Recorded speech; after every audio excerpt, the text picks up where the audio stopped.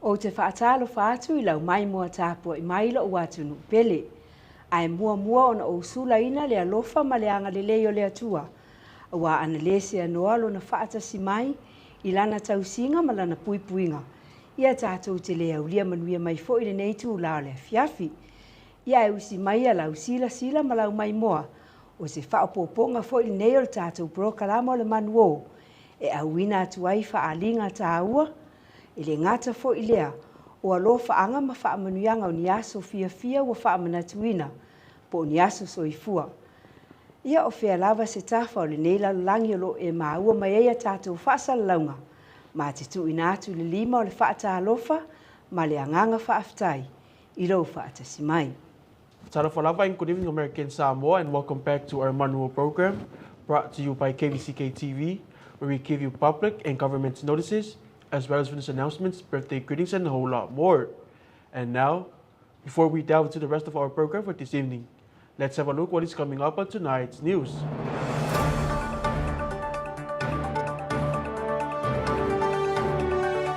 O le asolia na whaiai se fo I a kompania Blue Sky I konu se mumu po le Red Cross. I tatou talafo le fiafine la awina toe se ripotse me le maota mawalunga. Mai moe tatou talafo le fiafine, masona o te renga. Ia whai e te fiasila fia mea o lo tutupu I tutonu o lo tātou atunuu, o lo tātou whainga mālo, o motu atua oi mātunuu mamau, mai mua mai a tātou talafo e te sila fia ai. Ia alvaenga le nei o lo tātou prokalama ua whaatulanga ina, mua tātou whaalinga. In celebration of Good Friday, all Department of Health clinics will be closed this Friday, April 7th, 2023. Clinics will resume regular operations in hours from 7:30 a.m. to 4 p.m. on Monday, April 10th, 2023. Reminder to the public that all services provided by the clinics are free, except for medications. For any questions, please call the Department of Health's Information Center at 219. Thank you. Signed by Tyra Feangaimali'i, Department of Health Public Information Officer. The MV Manuatele regular run that was scheduled to depart next Wednesday, April 12th, will depart a day early on Tuesday, April 11th. Loading will start at 9 a.m. to 3 p.m. and will depart at 10 p.m. For more information, please contact our office at 633-4251. Maleavatele, Falenaoti Loyan Fruen, Director, Department of Port Administration. Ia o ni isi na o tātou whaalinga ua mawhai ona taunu mai I le tātou prokalama mo le nei a fiafi. Ia o le teimi nei o tātou solo aso whanau. Walo whaanga ma whaamanuianga fo I nei mo me loma, whaalaulau tupea o vailoa tai. Whaaftai le atua ina ua mawhai ona e au lia manuia mailo waso whanau I le aso anafi. Ia toe whaapopo atu e le atua, ni isi tausanga stele mo oe, whaapea le malosi, a wanga aluenga o loo wheanga iai, e le ngata I le tausinga o le whanau, ia e whaapea fo I le ngā luenga le alii. Lo whaanga whaapitoa mai siau whanau o Angelina, o David ma Floyd tupea, ia ma le tamao le ainga ia tā vita tupea, ia ma le tātou ainga umalava I vailoa tai. Happy 4th birthday, Nico Meyan Fa'apouli Luamanu of Ta'u and Ilili. No words can express how grateful we are to our Heavenly Father for His protection upon you throughout your life. Each year, we are reminded of God's love and favor for you. May you continue to grow in His light and walk in His path as you grow. Lots of love from your grandparents in Samoa, Ulungia Luamanu Nico, Mao Achang, your grandma in Cincinnati, Ana Fa'apouli Feangaimali'i, your siblings Kimberly Seralani, Penny Alfred, and your big sis NJ, especially your cousins here, the triplets, Noah, Nolan and Nolson and Puka, your aunties Kiala and Kaila, Mom and Dad, and especially your late Papa, Feangai Mali'i, Motu Feangai Mali'i Li'o. Happy birthday, Nico. Ua lo whaangam whaamanuianga nei mo le aso whanau o whiangiai tā alofa o Wailuatai. Mi ia le alofa ma le anga lelei o le atua. Ina ua mawhai e oe le atali i pele o nau lia mai le se fulu ma le 5 o tausanga i le aso ananafi. Ia e whaamalosi le aonga a waso ulumana i manuia. Ma ia e manatua le atua i o wala uma. E manuia ai la asanga uma o logo langa. Ia toe whaapopo i le atua ni isi tausanga stele mo oe le atali i. Ma ia malutia pea oi o na awalofa, mai whainga tau le nei o langa. Alofa anga mai nai o mātua, o siau grandma o Miliama, ma siau grandpa o sa mauta alofa mai Wailuatai. Ia malou a inga a toa lava i Wailuatai, mātu no umamau. Ia o nisi nā o tātou alofa angfa modianga aso soifua. Ia o mawhainu tau no umai tātou prokalama le manuo i le nifo ia fiafi. O le pesele ne mo le tuelo fa anga me prokalama le manuo. Mo o tau umo fa manatuino tau waso soifua. Ia manuia tau waso whanau. Ia manuia tau waso whanau. Ia manuia tau waso whanau. Ma wha manuia ele atua. Happy birthday to you. Woo! Happy birthday to you. Woo! Happy birthday to you all. And may God bless you. Ai apea au mai se whamanianga nā mo I lātou umo whamanatuina lātou aso soifua. Hip hip, hey, hip hip, hey. Ole a whaia se tātou maralonga pūpū.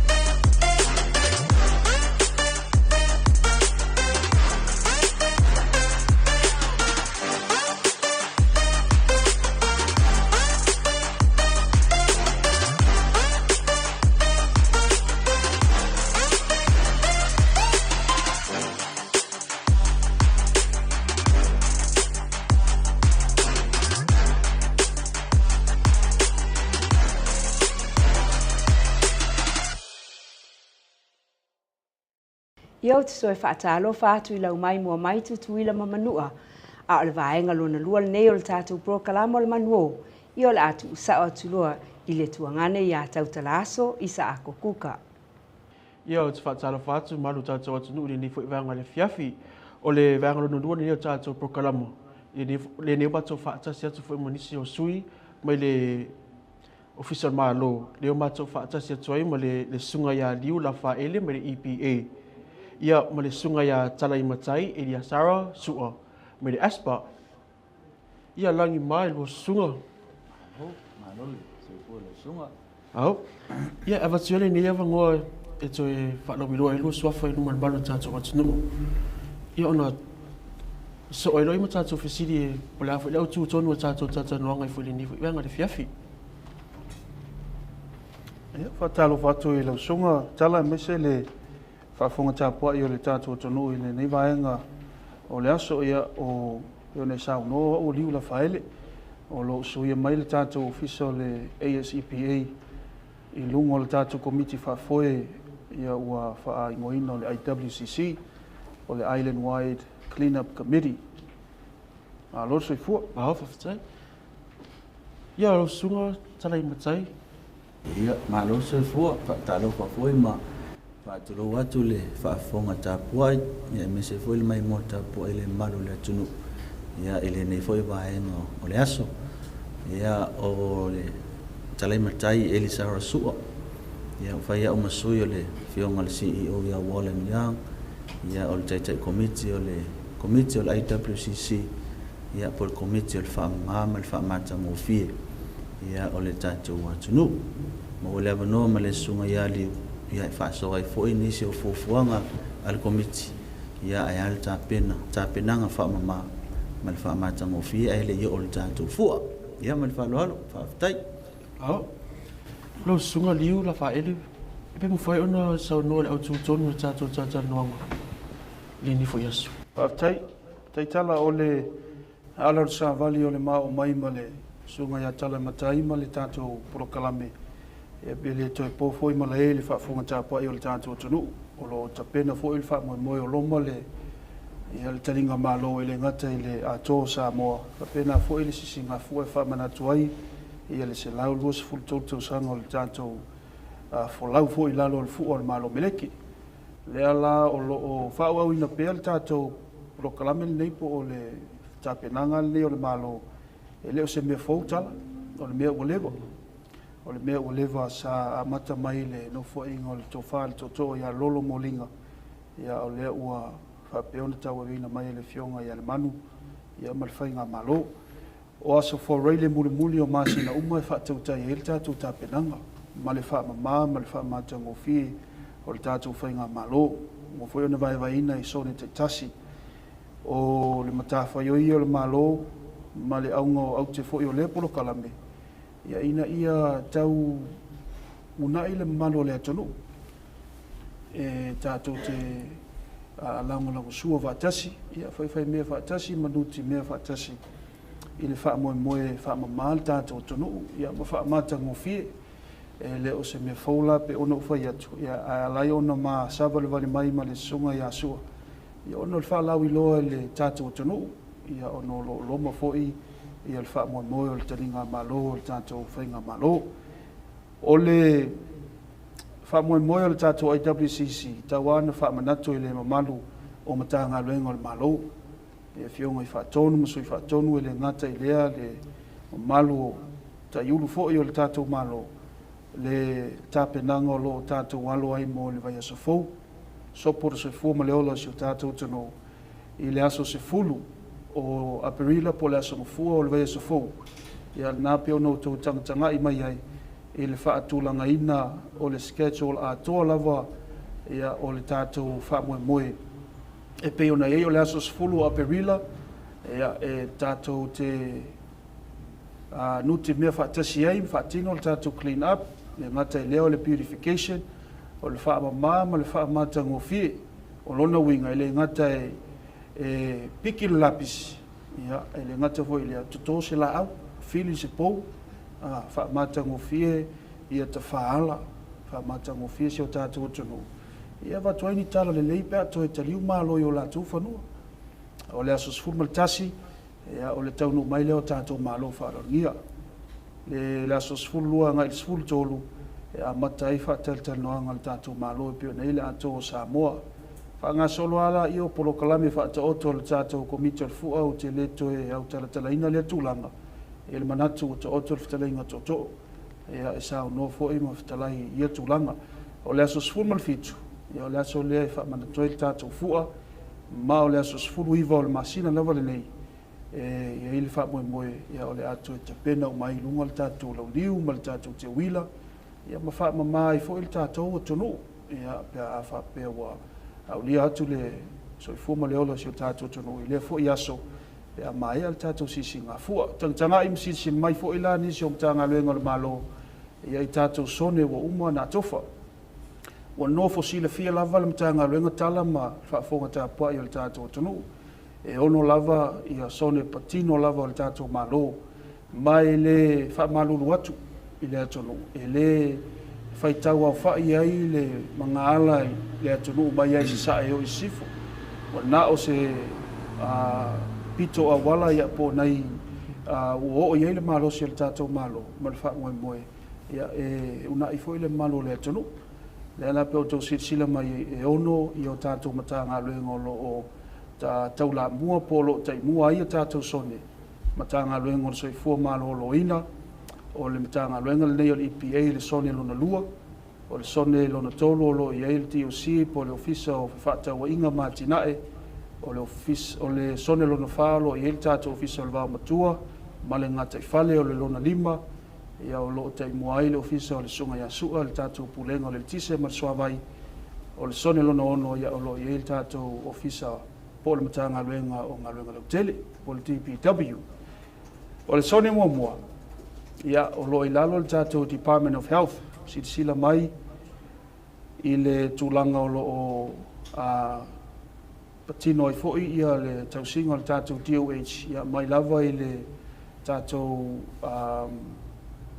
i nei le avau pe o le pitona o lo wha moe i le tape nanga avau ia o lo i lalo le mta ngā luenga o le puipuinga o le saonga le mulau tele o le Administrative Services ia ma le au tapa silfia le fale o lo muli ia vo i le anu uli e le itau mai avau tala ia o ina a mata mai i le tape nanga le tātou sone mua se ia pa ia mai ia le malu e wha akasa i matu. O le sone lona lua ia o lo o i lalo le tātou EPA mata mai lea i le CCCAS i nā le malu na i matu ia se ia pa ia le maungtolu vo i le ana i tonu i le whalmai. O lo i lalo la le LPJ ma le tātou whaletupe o atinae i lalo le tātou sone lona lua. Sone lona tolu pe on tau sila mai ia o lo tai mua le DOC ia mata mai lea le tātou intersection na po le maungtolu le tonu i le whalemai ia se ia pa ia le tātou lalo tonu i fua i le maungoli me o lo iai le ofisa tutu tonu o onga whataitai le malo po le ECE o lo i lalo le ofisa o le Kovana o le Legal Affairs o le ofisa o mta upu Samoa o le Criminal Justice o le ofisa o tupe po le Treasury ia ma le tātou Visitors Bureau le sone lona tolu sone lona wha o lo o taimua e le tātou DMWR mata mai ina i le tātou wafutele i whangatongo ia se ia pa ia le stakis ia le whasiusi unga lea nga i atu i le whioanga o atuu ma satala ia o i lalo fo i sone wha atala ia o lo i le tātou vaenga o le Port Administration i le itune i le wafu o le vaenga o le Planning and Budget Office po le tātou ofisa o le Paketi o le Public Library o le tātou Diwa o le Arts Council Human Resources Administrative Law Judge o le Human and Social Services Public Defender o le tātou ofisa nei o le KVZK o le Public Information Office ia ma le tātou wafu tosovaa po le Shipyard Services o le sone lona lima ia o lo taitaia pe whaolulu i le tātou vaenga le aspa sunga ia sua ma le tātou pulenga o le tise ma le suavai ia mata mai nā e whaiasi na whewheu o le vaenga leo lo o tausia le tātou aspa mai se mata ngā luenga ia le paka malai taalo o le ofisa leo o le Procurement Office Territorial Energy Office o le tātou diwa i tāwhuna o le vaenga o le TPA po le Port Administration i Malai Va'alele o le ofisa o le puipuinga o le saonga le mufa aloto i fale o le ofisa o Palota o le OPAD o le Tawa o le Sports Complex Department of Agriculture po le ofisa o whaatoanga ia ma le tātou ofisa o le Property Management po le OPM ia o le vaenga ia atala ia o lo tausia ia patino ai nei le masalo le fatu le toala out ia o lo tausia le tātou vaenga aspa mo ina fo ia o lo taoto ai ma lalam papa ai nisi o le malu mal pa i o le tātou tunu ia o le telenga le tātou population le fai mai e sau i le vaenga lea sone lona ono ia por sone muli ia lo tai mua le tātou ofisa o ngā luenga lau tele po Public Works, mata mai le lātou tāpenanga mai le kolisi mapusanga, ia se ia pā ia le whale o loa muli lava nai no uli e le tau ia vau ia le amata i le sone al tātou DOH, o lo o iei lalo le ASCC o le Azteca, o le tātou Historic Preservation Office, Official Medicaid, o le tātou Official Veterans Affairs, Official Aonga, ia ma le tātou diwa. O se whaamaramlama anga nā utulanga o tātou sone tala ma le whaafonga tāpua i o le atunu. Ina ia no fosila fie fo i matanga luenga le malo, ia mese fo i le atunu o wai tā ua le no fosila fie o le atunu. Ia ina ia a e se fila ngalo i se sa malia anga le lei. Ia e sosoani mai le ngā luenga ma le whaamoe o le tātou official. Mai se le tātou malo. Whaafitai mo le mno? Ma whaafitai sa unoa liu i le so fesili atu le tūranga nei le tapenanga. Po le mea e tatala i tua i a fio anga ma e kalesia. I ne mwhai la tōna o mai se sosoani fo i e tonu se le ni i tonu i le ne tapenanga i le whaamaanga le tātou atunu. Whaafitai tala mo le whaafisili ia o le whaamoemoe a tō lava nā le tātou IWCC, tala i lewa no i le mamalu lau tele o le atunu. Ea ngā i mai e tātou te lima whaatasi. Ia i le tāpenanga, mai se le tātou whaamoemoe le whaamata mo whiino le tātou atunu. E le manao mia se leni, ia o lo tele tupe le tātou malo. Ia e manao mia lava le au, ia e au mai le tāu au watu sa mātou vai. Ia tātou nuti mea whaatasi, whai le tātou tāpenanga, whaamata mo whie, ia ma whaau le leisi o tātou atunu. Ao. Lo su pe si tulanga te fia sa no ai ona lewa uti tātou te mini fo e fia. Malo whaafitai, o le mesili whaafitai leo a sau no manino le sunga ia liu, au ili foi vaenga le malo, ia e mese foi ia vaenga o awhioanga. Ia o lo patino ia ili tātou whaama. Ai fia watu se leo i le tūlanga, ia o le tāpenanga foi ia nei foi komiti. Ia e ala le whaamata ngō fia ina.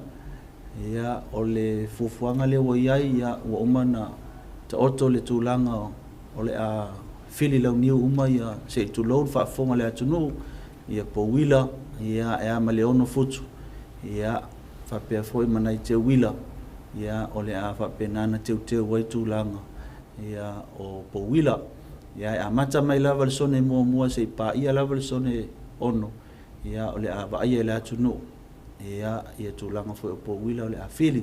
Sau no le sunga ia leo e moni, e le tauwhia i le whaatapula a, ia whioanga e mese e kālesia, ia le tau au so, ia i le whainga malo, ia i le foi whaiva au le manu lau ti, mo le sila fia le atunu, ia ina ia ho mai tātou malo, ia umata ngofie, ia mamamale le tūlanga le tātou atunu, ia ai tūlanga le whaamoe le ngata, ia o le talanoa masui mai Samoa ia ai whapea fo le tātou sisi ngā fua. O ia ili fuafuanga le matanga luenga ona a whaamama ia ele ngata le lapisi whilafua ia ai e fwoi tūlanga le ua mea ia ai mese fwoi tūlanga o lau papa ia mai se tūlanga se tūlau al whaafonga le alawa ia se fuafuanga le matanga luenga ia o le a whaia se mātou tāpenanga tele ia i le asong fua ele se fulu le aso se fulu leo aperila ia e amata mai lava i sone iau o mai tauina ia i lungo tafaala ia e atonu e vatu e foi se tua lalo i le atunu ina ia alofangia le ala atali malo ia le tātou atunu ma le whainga malo se alofangia ia whaititia lava le whaalapisi i tafaala ia ile nei foi vai tau o tātou ia e mana ia foi le o mai o tātou malo whaalolungia ia au whapenana ma mal tātou atunu e il fuafuanga a whai e le mai ai le asong fua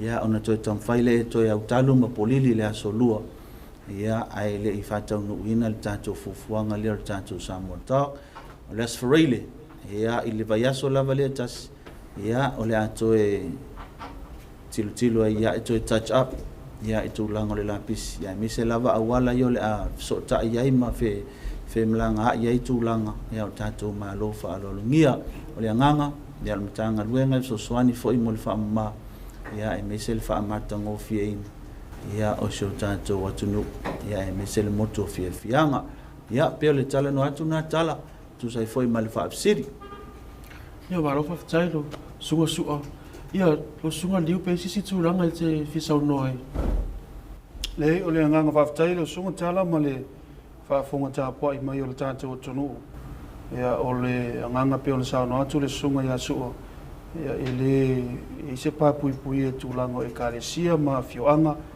ia o te langona le foi o sao no atu le sunga ia sua ma le tātou au nanga le vaenga le aspa ia mo le au ina le tātou tauta ma tūlanga wa pena i ta whaala ia i mese lava le tāpenanga le malo i le songa fua ia ma o te langona ia o le a le masarsalo le anga mai o le atunu ia i le tātou tāpenanga i le wha moe o le tātou malo o lo longa le vaya sofou ia mese le sisi ngā fua i le vaya sontu atu haftai atu mo le mātou wanoa a i lava nisi usili wha mo le vala au mai i le ofisa nei o le EPA o le ono tolu lua tolu o wha ia po le tātou ofisa le ASPA i le ono iwa tasi lua tolu wha ono iwa tasi lua tolu wha moni si fasili tu sai ma le tātou i WCC mai se le tāpenanga le tātou tono mo fufuanga o lo loma whaftai mo lewa no? ia maro whaftai ia e tue moli aturanga whaftai tele ia o rusunga mo le whaavanoina lua teimi awa fo i le tātou tātanoanga fo i le nifo iaso ono le peo le tā ua le komiti le neo le Island Wide Cleanup e se mai tā ua i le whaafonga me le tātou atunu whaamaina o tātou lau whanua ia ama o le whai unga fo i le nao tātou prokalama i le nifo i vaangalono lua tātou prokalama fo i le ni afiafi ia manu ia tele whasausaunga me ki Samoa soifua. And now, and that concludes our Manual program for this evening. If you have any announcements, birthday greetings that need to be announced, just call us on 633-2007 or email us at kvzkpsa@gmail.com for any announcements, birthday greetings that need to be announced. Ia Marta walunga le nao le tātou prokalama o le manuo, mo le nei afiafi o le manuo o se au nanga ma se tautua lau fale televisi o le KVZKTV. Ia ua lava lo tātou atunuu. Ia o le nei fo iwa yaso, ia o lo tātou a ngātu. I puapua ngā o lo tātou ali I whaaolo o Yesu Keriso. Se ia o lava ina maliu, ia matoe tū manu mālo mai ai. E ave ai fo ili nei awa noa e momoli atu ai a lo whaanga. Ma wha manuianga, mai le whaatun sili o le whale televisi al KVZKTV. Ia au e lua, Solomona au e lua, ia male au whai ngā luenga ātoa. Wha manuia atu ai le e seta, I le mamalu tele o si o tātou atunuu. Ia, a le nei pese, e usu ina atu. Ia e whaatu o whaatu ai le tātou manuo. Ia te outou umalawa ua mawhai o na mai mua mai, I le nei fo ia fiafi. Ia wha maangalo fo I o maa ua au au na whaatau waa. Ia pe a whai wa iei se upu, fo o se pati fo I ua sala. Yo.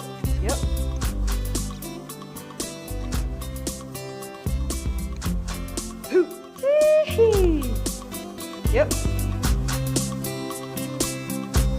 Tuila mamadu a uma I oma o Satia fa alongo longo I soleo Fa afetai lo fa afasimai I le manuo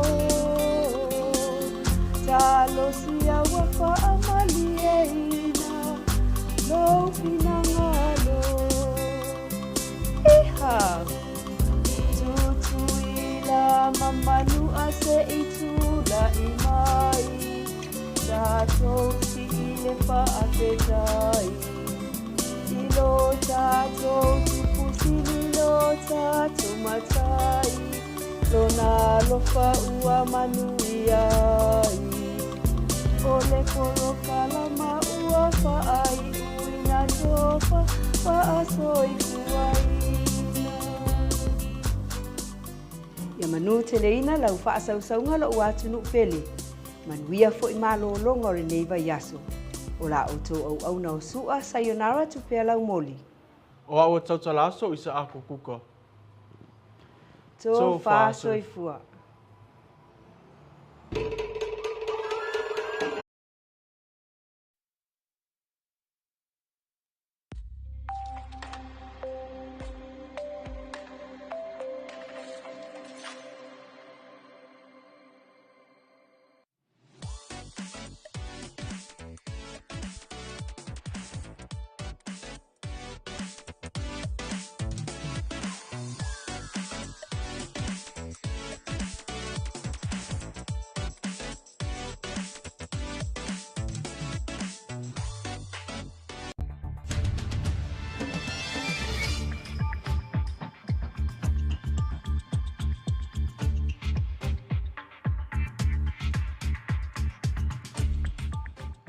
Whaamanino report le sui tusi tu pe whaalu ma tu pe maua ale espa.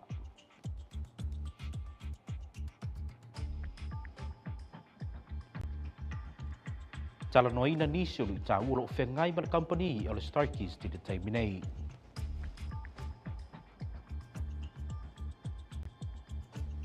Ma ua tau aida nei e le koluse mo se foai ma le company o le Blue Sky.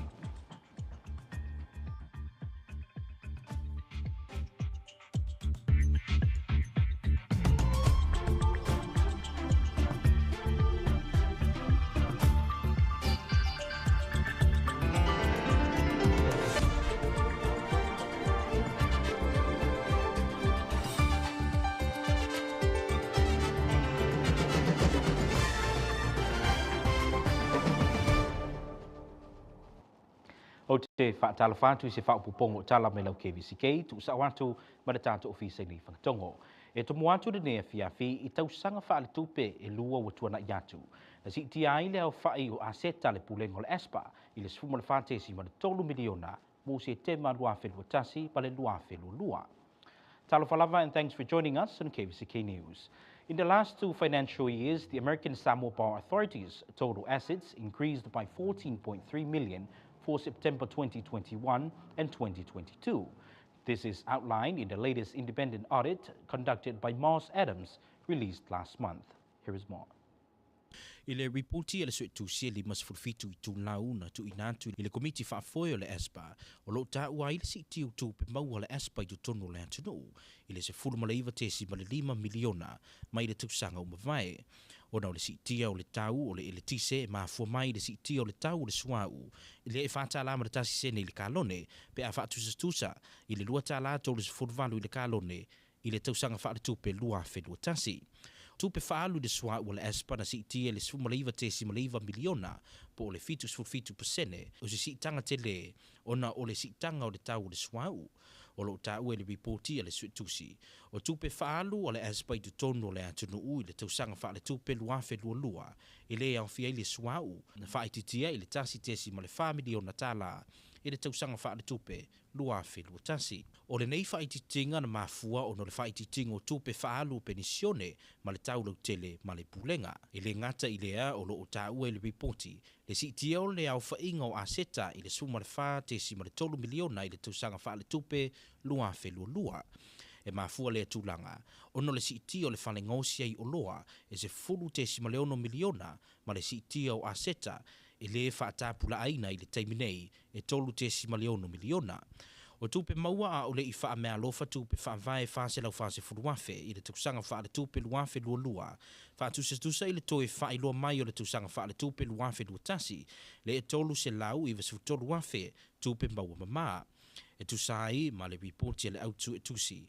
O tupe fisoswani le federale se fulma le 5 tesi ma le 5 miliona wha mawina mo le United States Environmental Protection Agency po le US EPA ma le mtanga ruengo le Interior ma le American Rescue Plan Act na wha tupe na ngā ruenga mo le tusanga na wha i uina yasi te mātou se fulu luafe lua.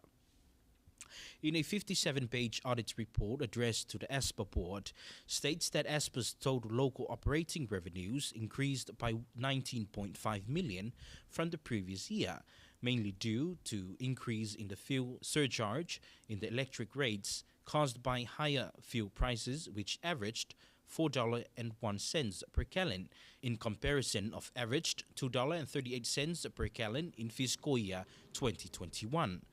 Aspa's fuel oil expenses increased by 19.9 million or 77%, a significant increase due to the inflation in fuel cost.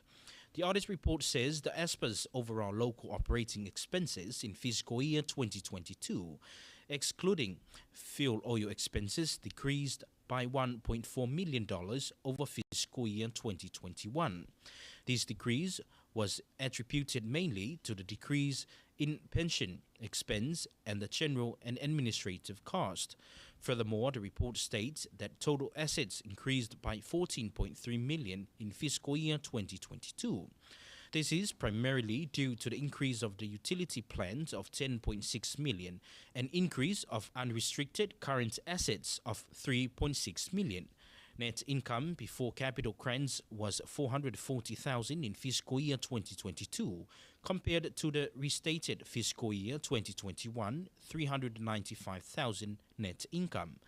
According to the auditors, federal capital grants of $15.9 million were recorded for United States Environmental Protection Agency, or US EPA, Department of Interior, and American Rescue Plan Act, funded projects for the year ended September 30, 2022. Unrestricted current assets increased by $3.7 million, primarily due to an increase in accounts receivable, net of allowance of doubtful accounts of $3.1 million, materials and supplies of $483,000, unbilled revenues of $1.0 million, offset with decreases in cash and cash equivalents of $1 million, and prepaid expenses of $59,000. For fiscal year 2022, ASPA realized an increase in restricted current assets of $70,000, which is due to an increase of federal grants receivable.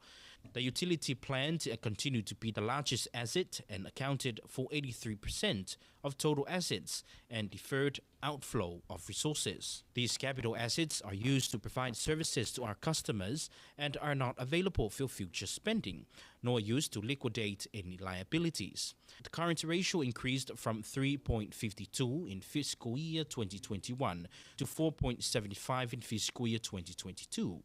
Decrease in current liabilities of $1.8 million are due to a decrease in notes payable of $1.1 million, accurate expenses of $1.4 million, current portion of long-term debt, and accrued leaves of $502,000, offset by an increase in accounts payable of $1.2 million. ASPA's net position increased to $234.9 million in fiscal year 2022, compared to $218.9 million in fiscal year 2021.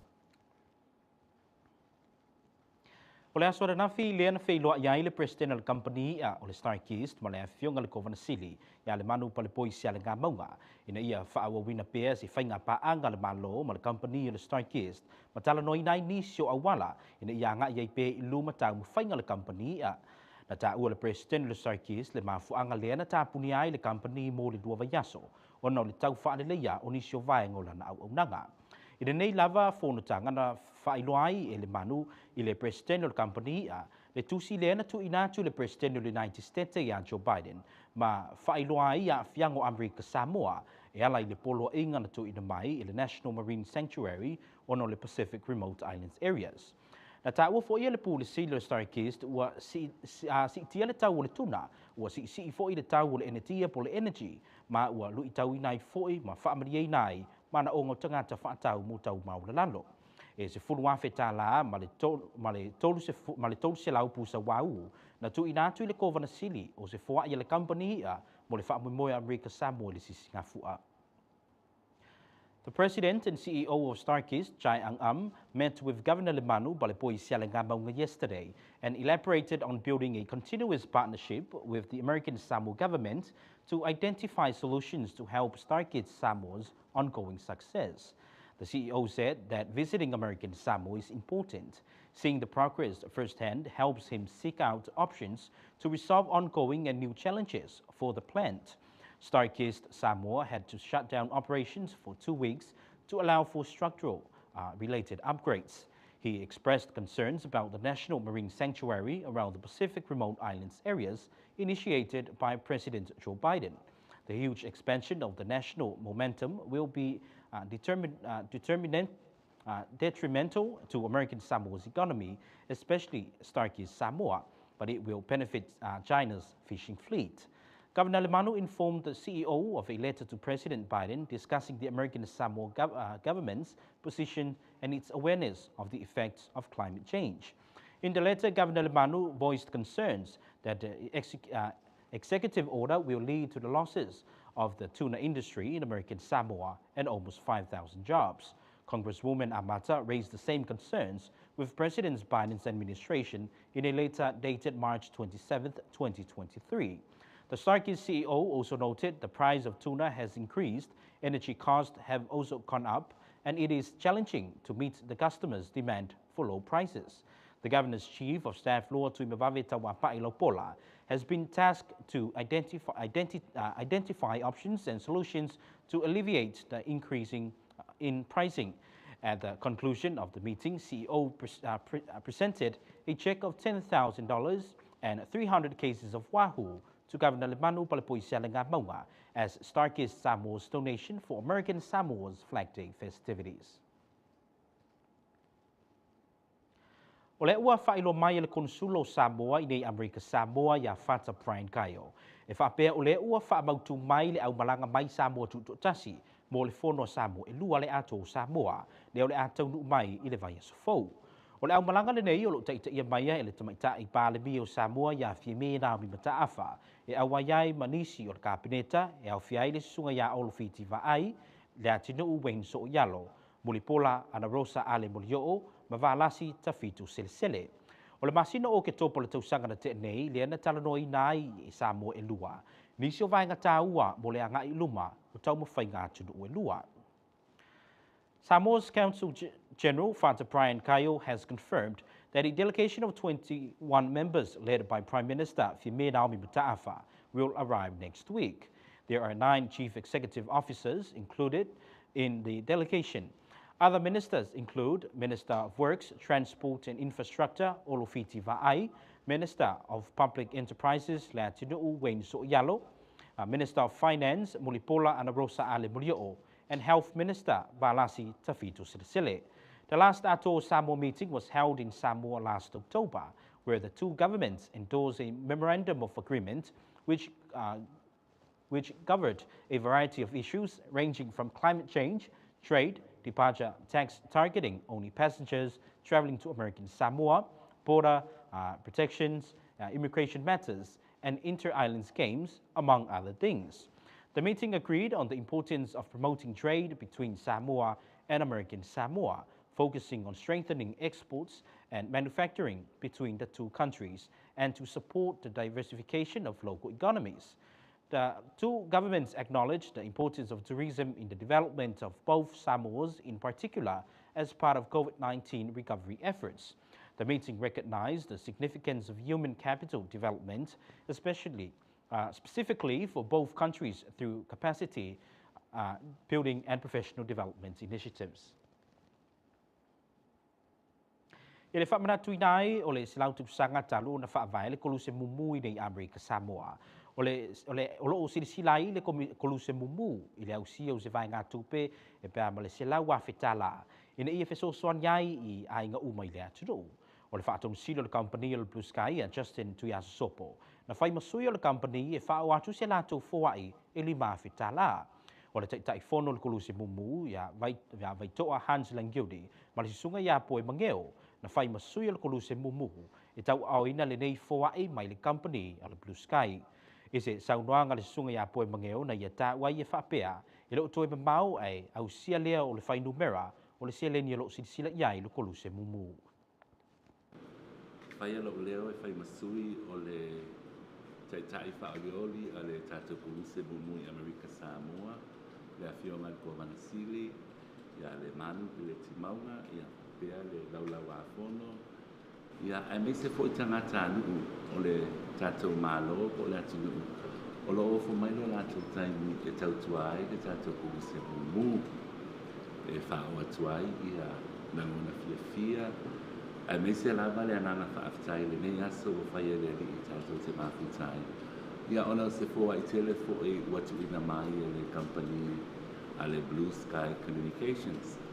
Ia wale e pōse lilo o tātou watu nuu ua whaati ngā talina fō I se I tulou I le amataina o nei tausanga I le ngata ia tia nei e whaapele suna vai toa ia mali tō tere al mātou komiti.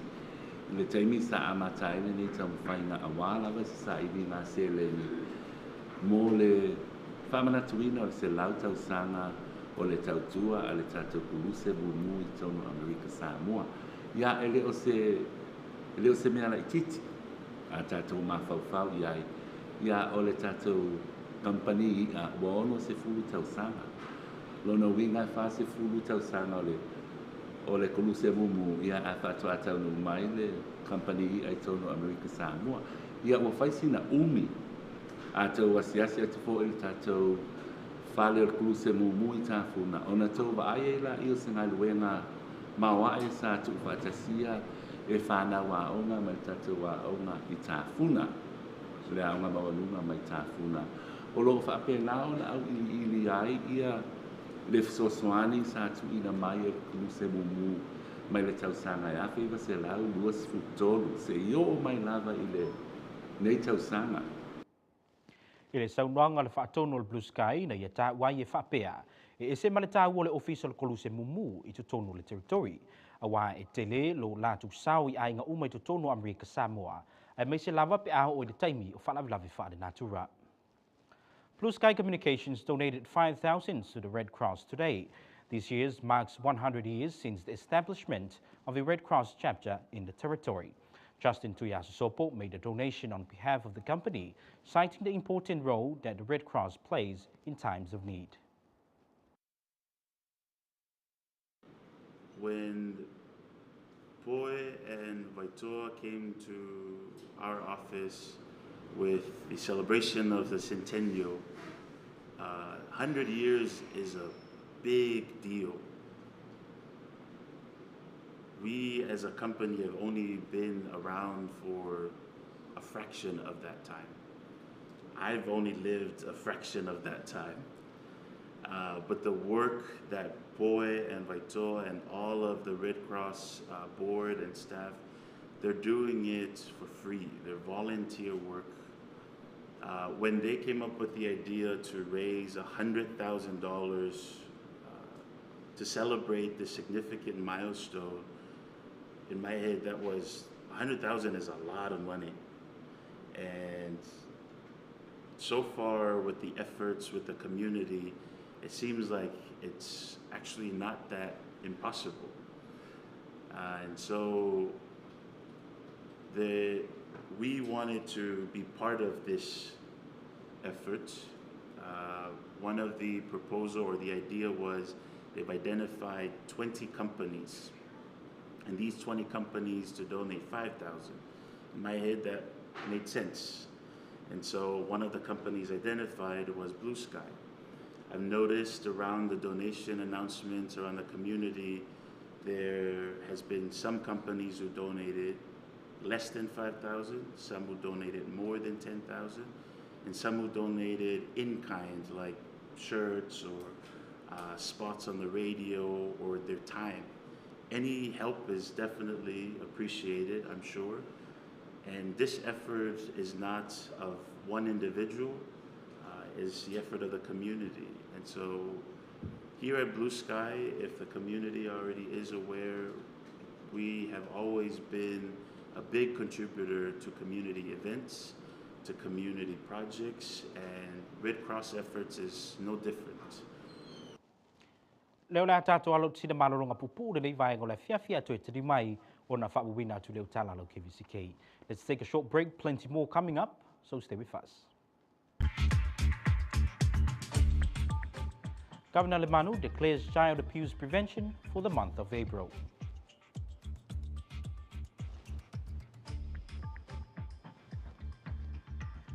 Samoa's current finances sees an increase in 2023.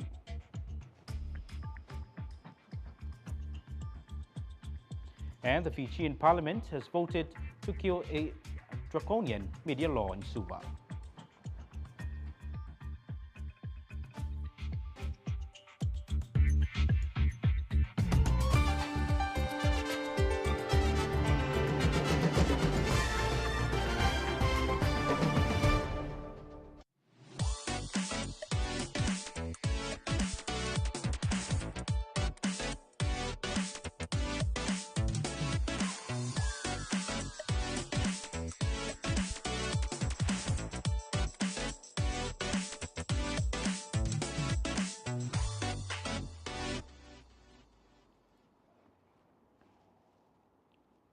Ile toe tele mai o tala lau KVZK de vai ngole fiafi o tātou whanau o tātou puna o sili lea o na tāua i tātou i totono Amerika Samoa. O le saunoanga lea lea fionga le kovana sili a le manu pale poisi a le ngā maunga. I le taimina ia whaalawi loa ai le aveo le masino a Aprila ma masina i whaataua i nā i le whanau ai meisi o le tau fiai o sauanga i le whanau. I lana polo inga whaalawi tele na ia tāua i whaapea. E silia ma le tolu se laudus futasi bipoti na whaia i le au unanga mo le puipuinga o le whanau i lua whenua tasi, se o lava i lua whenua lua. Na ia tāua fo i e whapea e mo mia uma lava e so o se tamaititi, le saonga le mu ma le soifua maloloina, o le si o manga o lo tuputupu ai ai. E te tau fo i te ngāta uma o le atunu o na whaataua ina le nei masina, ma whaatino nisi o ngā yoinga ina ia whaatupula i ai pea, le tau fia o le saua ina o le whanau te tono Amerika Samoa. Ensuring the most vulnerable citizens, children deserves a safe, stable and nurturing home is a collective effort. Our children are our most valuable resources and are vital to a future success, prosperity and quality of life for American Samoa, said Governor Manu Palipoisialenga Maunga when declaring April as Abuse Prevention Month. In his proclamation, the governor cited more than 321 reports were made to Child Protective Services in 2021 to 2022. According to the proclamation, child abuse and neglect is a serious problem that affects every segment of our community, and finding solutions requires input and action from everyone. It can have long-term psychological, emotional, and physical effects that have lasting consequences for victims of abuse, and protective factors are conditions that reduce or eliminate risk and promotes the social, emotional, and developmental well-being of a child. Communities must make every effort to promote programs and activities that create strong and thriving children and families, and to increase awareness about child abuse, and contribute to promote the social and emotional well-being of children and families in a safe, stable, and nurturing environment. And prevention remains the best defense for our children and families. I tātou tala mea pia, mō le fitu masina mō mōra tu sanga whaare tupe nei, ia Julai lua whenua lua, Januari lua whenua tolu. O tupe maua mai tu risi whaatasi ei ma tupe wha mamori mai ia tunu i whafo. O loo whaalia mai ai ni whailonga ma tinoa, o le toe whaalelei o vaenga na awhia i le wha mai o le COVID-19. O tupe wha mamori e tu sai, ma le ripoti al whale tupe tūtutonu o Samoa.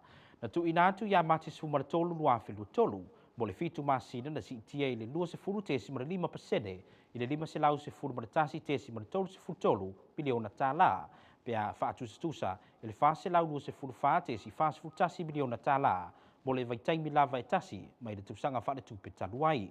E pei foi o le vaitaimi ua mawai. O tupe lafo tu sao i ainga e mawai le telo tupe na lafo mai i fafo e ainga mo ainga i Samoa tuto tasi. O tupe maua tangata tā whawhau mai whawholo o whaalia ai, whaamauninga lelei. Pe a mai ala COVID toe whaalelea mai tusa ma le selau i vasfufate si fumaleiva, a sumale fitu, biliona tālā na tui na tului e te mau ai ngole atunu, mai le 5.10 a fe tolu selau vānu se fulu, na malanga mai Samoa tuto tasi, mai ia Julai o le tusanga lua whenua lua, se iho o i le whai unga o Januari lua whenua tolu. In our news from Apia, for the first 7 months of the current fiscal year, July 2022 to January 2023, tourism revenues coupled with remittances from overseas and shadowed by foreign reserves are showing promising post-COVID-19 recovery symptoms. The remittances, according to the Central Bank of Samoa's macroeconomy report issued 13th March 2023. For the 7 months period increased by 20.5% to 511.33 million tala compared to 424.41 million tala for the same period from the previous fiscal year. And like the previous period, direct remittances to families account for the bulk of the funds sent from overseas by families and relatives. For the period under review, direct remittances to families expanded by 15.1% to 447.46 million tala. Funds remitted from overseas to non-profit institutions serving households climbed 9% during the 7-month period under the microscope to 16.86 million tala. Tourism revenues are showing promising post-COVID-19 recovery symptoms and accounted for 194.17 million tala injected into the local economy from 59,380 arrivals who visited Samoa from July 2022 until the end of January 2023 this year. I tātou tala mai le Pasifika, o le ua pālota le pale mene fiti, ina ia tau fia le tūla fono lau whaasara lau suva i le astofi. E luas furuiva whaipule na pālota e solo ia le tūla fono wa tina e whaasara laua, e luas fultasi na pālota e te ai to tolu ele I pālota. O le tūla fono lea na amata mai le luafe se fulu, ua whaingoi no le nus I lau whaasara lau, ma le autusitala, talu na pāsie e vea ma tūla fono. E ui ina pālota le I tūwa ngai o whaipule o fiti. I le tūla fono tau whaau while dei, ai na saunoa le sui pāle bi o fiti, ma le mini stau tupe, ia Paiman Paraset, o le tau fia o le ngā yuinga o le ale lei mo tangata, ma le whaate mukalasi. In our news from the Pacific, the Fijian parliament has voted to kill a draconian media law in Suva on Thursday, sending newsrooms across the country into celebrations. 29 parliamentarians voted to repeal the Media Industry Development Act, while 21 voted against it and 3 did not vote. The law, which started as a decree in 2010, has been labeled as a noose around the neck of the media industry and journalists since it was enacted into law. While the opposition Fiji First parliamentarians voted against the bill, Fiji's Deputy Prime Minister and Minister for Finance, Paiman Paraset, said, binning the act will be act for the good people and for the democracy. Removing the controversial law was a major event promised by Prime Minister Sitiveni Rampuka's coalition government. LA awinatu reported the tau mo America Samoa o se vaingara dei le swingo tu pere nei fu yaso.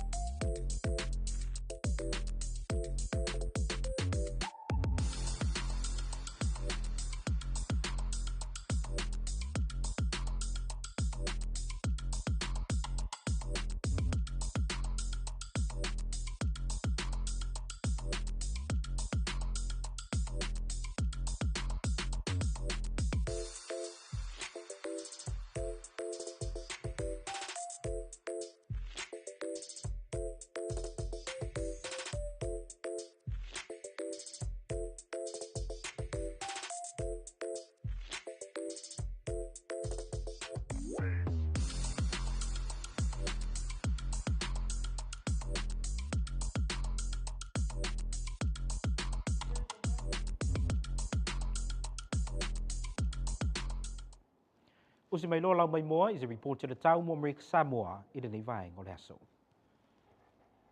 O se vainga le pōna nei ma tere na awawa I ta apesola timu ma lua le e fitu sa vidi mai sae sfuru lima le lua sfuru mai le tu la. O se vainga le aso wharaile la ini si taimi e ta apesola timu me vele val sfuru fitu sa vidi mai sae sfuru lima le lua sfuru mai le tu la. O se vainga le pō le aso wharaile ma le aso tōnai e ma tere na awawa I ta apesola timu ma lua e fitu, ve vele val se furvalu, sa vidi mai se sae, se fun mara lima le lua se fun mai le tu la. Looking at tonight's weather, it's mostly cloudy, scattered showers, lows around 77, east winds 15 to 20 miles per hour. Looking at Friday, it's partly sunny, scattered showers, highs in the upper 80s, east winds 15 to 20 miles per hour. Looking at Friday night and Saturday, it's mostly cloudy, scattered showers, lows in the upper 70s, highs in the upper 80s, east winds around 20 miles per hour. And that's our weather report for this evening. O le whaingana nau tala mai lau KVZK, whaaftai tele whaatasi mai, tō whaasifua. And that concludes your news from KVZK TV. Thanks for joining us. Goodbye.